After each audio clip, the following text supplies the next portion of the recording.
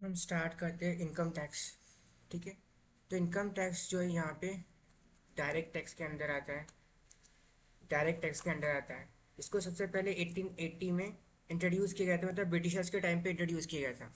अभी फाइनली जो हमारे यहाँ पे इनकम टैक्स लगा हुआ है वह इनकम टैक्स एक्ट 1961। ठीक है। इसको मैनेज कौन करता है? Central board of direct taxes यहाँ पे मैनेज करती है। स्टैट्यूटरी बॉडी है ये यहाँ पे department of revenue ministry of finance के अंडर में। ठीक है। यहाँ पे article 265 of the constitution no tax shall be levied और collected except by authority of law बोलता है।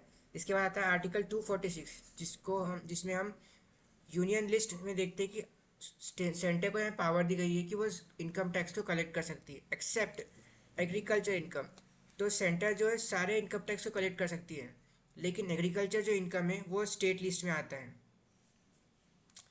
ठीक है। इसके बाद आता है कैपिटल गेन्स टैक्स। तो यह आता है long term capital gains tax and short term capital gains tax. Basically means आपने कोई कैपिटल होल्ड कर रखी है, जो उसको सेल करते हो जो प्रॉफिट होता है ना उसके ऊपर टैक्स लगता है। तो फॉर एग्जांपल आपके पास 1 करोड़ की प्रॉपर्टी थी, आपने इसको सेल करा 1 करोड़ 50 लाख में। तो इस 50 लाख पे आपको टैक्स देना पड़ेगा, जिसको हम बोलते हैं प्रॉफिट गेन्स टैक्स।